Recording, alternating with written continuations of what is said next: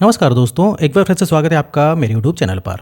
तो दोस्तों आइए बात करते हैं आज के मुख्य समाचार में देश भर की तमाम बड़ी खबरों पर नजर डालते हैं। तो देखिए दोस्तों, सबसे पहली बड़ी खबर ये है कि अमेरिकी राष्ट्रपति डोनाल्ड ट्रंप की धमकी भारत पर बेअसर रही। रूस से तेल खरीदना जारी रखेगा हिंदुस्तान, और ये बात अमेरिका तक भी पहुंच चुकी है। इसके पीछे एक बड़ी वजह यह भी है कि रूसी तेल से अगर भारत दूरी बनाता है तो भारत को काफ़ी बड़ा नुकसान पहुंच सकता है।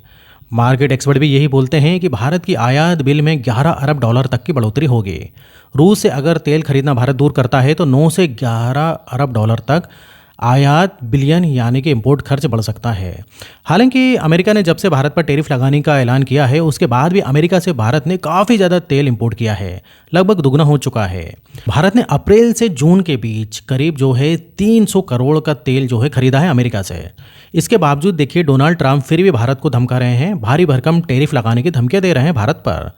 जबकि ट्रंप के दोबारा राष्ट्रपति बनने के बाद भी भारत और यूएस के बीच व्यापार ट्रेड काफ़ी बड़ा है। तेल खरीदी में भी 51% की बढ़ोतरी हुई है।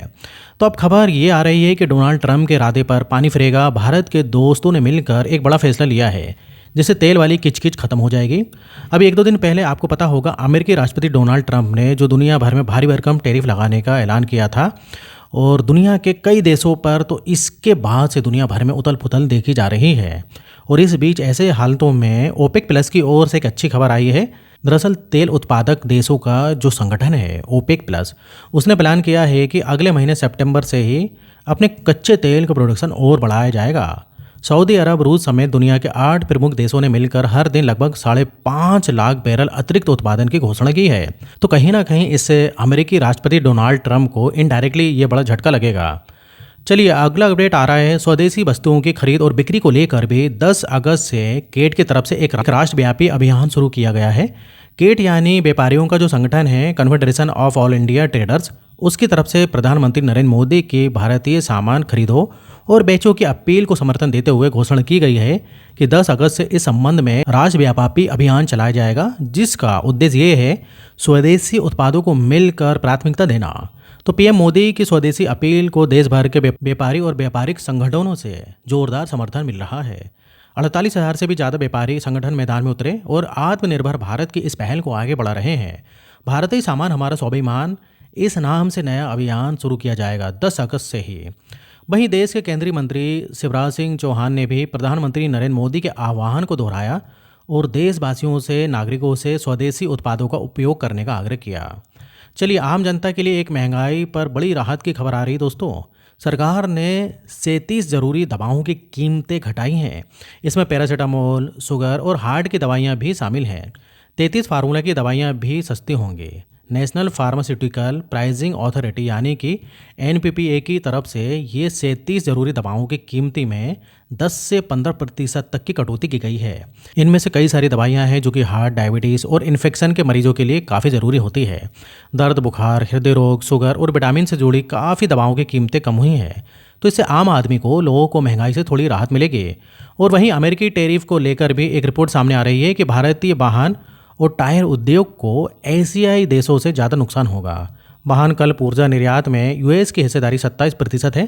तो इसलिए भारत को अमेरिका की तरफ से जो बढ़ा हुआ टैरिफ लागू करने का ऐलान किया, इससे इस सेक्टर में ज़्यादा नुकसान होगा। और वैसे ट्रंप के टैरिफ बढ़ोतरी के ऐलान के बाद भारतीय एक्सपोर्टर्स ने भी सरकार से गुहार लगाई और कहा कि अमेरिकी टैरिफ से राहत के लिए सरकार व्यापारियों को किफ़ायती दरों पर लोन दे और मदद करे। चलिए दोस्तों अगली खबर देखिए। भारत के रिफाइनरी सेक्टर में 5G की एंट्री हुई है। बीएसएनएल और एनआरएल की तरफ से मिलकर एक ऐतिहासिक समझौता किया गया है। संचार मंत्रालय द्वारा इस संबंध में एक रिपोर्ट जारी की गई है और इस समझौते से भारत के रिफाइनरी क्षेत्र में 5G कम्युनिकेशन की सुविधा बढ़ेगी।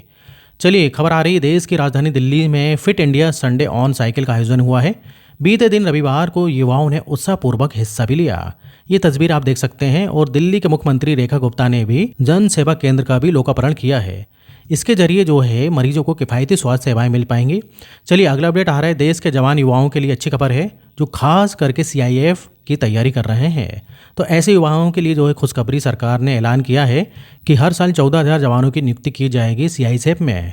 अगले 5 सालों तक के लिए हर साल 14,000 नए जवानों की नियुक्ति के लिए ये योजना बनाई है, जिससे कि देश के ज़्यादा से ज़्यादा युवाओं को मौका मिलेगा। तो चलिए अगली खबर आ रही है। घर घर तक पहुंचेगा आयुर्वेद आहार। FSSAI से मिली मान्यता आयुर्वेदिक खाद्य पदार्थों की सूची जारी की गई है। और जो है दरअसल इधर आयुष मंत्रालय का कहना है कि इस नई सूची से प्रमाणित आयुर्वेदिक ग्रंथों से प्राप्त व्यंजन और प्रक्रियाओं पर आधारित खाद्य पदार्थों को मान्यता मिल गई है। इस पहल से भारतीय शाश्वत संस्कृति और सेहत का संगम होगा। मतलब आयुर्वेद की औषधियाँ फार्मूला अब सिर्फ ग्रंथों तक ही शामिल नहीं रहेगा, बल्कि लोगों के घर घर में खाने की थाली तक पहुंचेगा। तो चलिए अब अगली खबर की तरफ बढ़ते हैं। तो रेलवे की तरफ से आम लोगों को जरूरी चेतावनी दी गई है कि पैदल पटरियां लांघने वालों पर अब रेलवे सख्त कार्रवाई करेगा। 6 महीने तक की जेल की सजा होगी या जुर्माना लगेगा। देश भर में कई जगहों पर ऐसे मामले देखने को मिलते हैं और अब तो राजस्थान में स्पेशल जोधपुर डीआरएम बोले कि हमने फुट ओवर ब्रिज बनवा कर रखे हैं। इसके बावजूद भी कई लोग अपनी जान जोखिम में डालकर पैदल चलकर पटरियां पार करते हैं। तो ऐसे यात्रियों पर, ऐसे लोगों पर अब सख्त कार्रवाई की जाएगी। तो चलिए अब अगली खबर की तरफ बढ़ते हैं। तो धर्म परिवर्तन करवाना अब आसान नहीं होगा, बल्कि 60 दिन पहले अब आपको सरकार को जानकारी देनी होगी। 9 राज्यों के धर्मांतरण से जुड़े एक्ट्स की स्टडी के बाद अब छत्तीसगढ़ी राज्य सरकार ने एक नया ड्राफ्ट बनाया है। सरकार का कहना है कि जल्द ये नया कानून लागू होगा। तो अब छत्तीसगढ़ राज्य में किसी एक धर्म से दूसरे धर्म में जाना आसान नहीं होगा, बल्कि पूरी प्रक्रिया और नियम कानून का पालन करने के बाद ही धर्म बदला जा सकेगा। छत्तीसगढ़ राज्य सरकार धार्मिक स्वतंत्रता कानून बनाने जा रहा है। वैसे अभी देश के किन किन राज्यों में धर्मांतरण अधिनियम लागू है, इधर मैं बता देता हूँ। जैसे कि उड़ीसा हो गया, मध्य प्रदेश हो गया, अरुणाचल प्रदेश, गुजरात, झारखंड, उत्तराखंड, उत्तर प्रदेश, कर्नाटका। तो इस प्रकार से दोस्तों इन राज्यों में जो है ये नियम लागू होते हैं। अब इस नए नियम बन रहे कानून के तहत धर्म परिवर्तन की प्रक्रिया से गुजरना होगा। तो दोस्तों अगले अपडेट के बारे में बात करें तो हरियाणा में इलेक्ट्रिक व्हीकल सस्ते होंगे। इलेक्ट्रिक कार पर 6 लाख रुपए तक की, जबकि 2 व्हीलर पर 15,000 रुपए तक की छूट मिलेगी। सरकार खुद सब्सिडी देगी और इस संबंध में हरियाणा के उद्योग और वाणिज्य परिवहन मंत्री राव नरवीर सिंह की तरफ से संबंधित विभाग और अधिकारियों को निर्देश भी दे दिए गए हैं, जिसमें कहा गया है कि 40 लाख तक के इलेक्ट्रिक वाहनों को दोबारा सब्सिडी के दायरे में लाया जाए। तो हरियाणा के लोगों को ईवी यानी इलेक्ट्रिक वाहनों पर फिर से अच्छी खासी छूट मिलेगी। वैसे हरियाणा में जो पहले ईवी की पॉलिसी थी उसमें 6 लाख तक की सब्सिडी मिलती थी, तो अब सरकार फिर से इस ईवी पॉलिसी को शुरू करने जा रही है। तो चलिए दोस्तों अगली खबर आ रही है कि आज से ही भारतीय रिजर्व बैंक आरबीआई की एमपीसी बैठकें जो है शुरू होने जा रही हैं और 6 अगस्त को ये एमपीसी की मीटिंग समाप्त होगी। और ऐसे में देखना ये होगा कि आरबीआई क्या इस एमपीसी मीटिंग में रेपो रेट में कटौती करता है या नहीं। वैसे एसबीआई की तो रिपोर्ट आ रही है कि रेपो रेट में आरबीआई फिर से 25 बेसिस पॉइंट की कटौती करने जा रहा है, क्योंकि अगर आरबीआई इस बैठक में भी रेपो रेट में कटौती करता है तो देश भर के बैंकों से लोन लेना एक बार फिर से सस्ता हो जाएगा। वैसे रेपो रेट में लगातार पिछले 3 बैठकों में आरबीआई कटौती कर चुका है। अब ऐसे में देखते हैं कि इस बार के एमपीसी मीटिंग में क्या क्या फैसले लिए जाते हैं।